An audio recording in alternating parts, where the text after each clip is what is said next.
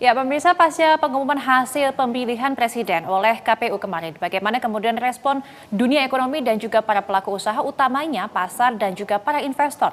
Kita akan tanyakan langsung kepada rekan-rekan di IDTV yang berada di studio IDTV di Bursa Efek Indonesia. Sudah ada rekan kami Puja Lestari di sana. Selamat siang, Puja. Puja, bagaimana respon pasar dengan hasil Pilpres kemarin yang telah diumumkan oleh KPU? Siang Didis, usai KPU mengumumkan hasil Pilpres 2024, Indeks Harga Saham Gabungan atau IHSG hari ini dibuka di zona hijau dan dibuka di level 7.360 pada pagi tadi. Usai sebelumnya IHSG sempat terkoreksi pada perdagangan Rabu 20 Maret kemarin yang juga ditutup di level 7.331. Sementara itu Didis, hingga saat ini per pukul 11 lebih 11 menit waktu Indonesia Barat, IHSG bergerak di level 7.373 dengan jumlah transaksi sebanyak 4,189 triliun rupiah dengan ada 7.507,598 miliar saham yang telah diperdagangkan dan 603.000 frekuensi saham yang juga sudah diperdagangkan.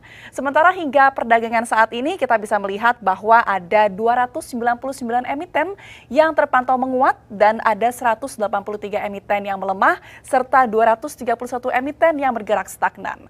Selain itu kalau kita melihat berdasarkan indeks, salah satunya indeks LQ45 atau kelompok 45 saham unggulan, hari ini juga bergerak di zona hijau dan berada di penguatan 0,79%.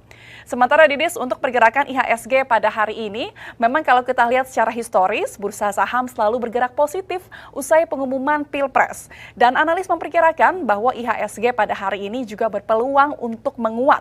Namun menguatnya ini terbatas, yaitu IHSG diprediksi bisa menguat hingga 1% pada perdagangan hari ini.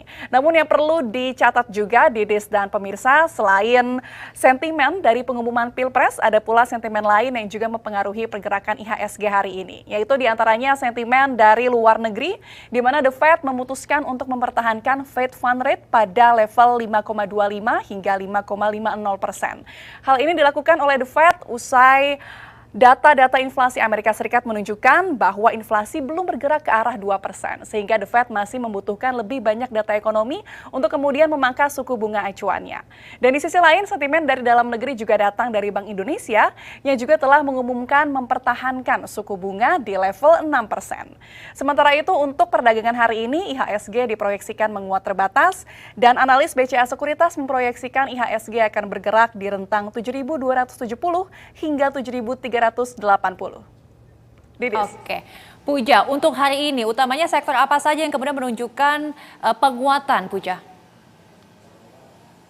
Didis, memang untuk hari ini IHSG bergerak di zona hijau dan kalau kita lihat secara sektoral, terlihat bahwa mayoritas sektoral ini masih bergerak di zona hijau. Namun ada 3 sektor yang mencatatkan penguatan tertinggi, yaitu diantaranya yang pertama sektor teknologi yang tercatat hingga sampai saat ini menguat 2,23%. Dan penguatan ini dicatatkan atau ditopang oleh saham Gotoh yang hari ini menguat 4,62%.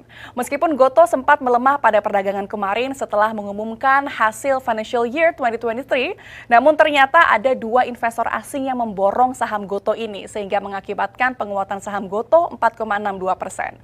Dan 2 korporasi asing ini adalah JP Morgan dan Nomura Holdings yang menyuntikkan dana ataupun menanamkan investasinya di saham Gotoh. Kemudian sektor yang juga mencatatkan penguatan tertinggi ada pada sektor barang baku atau basic materials yang menguat 1,12%.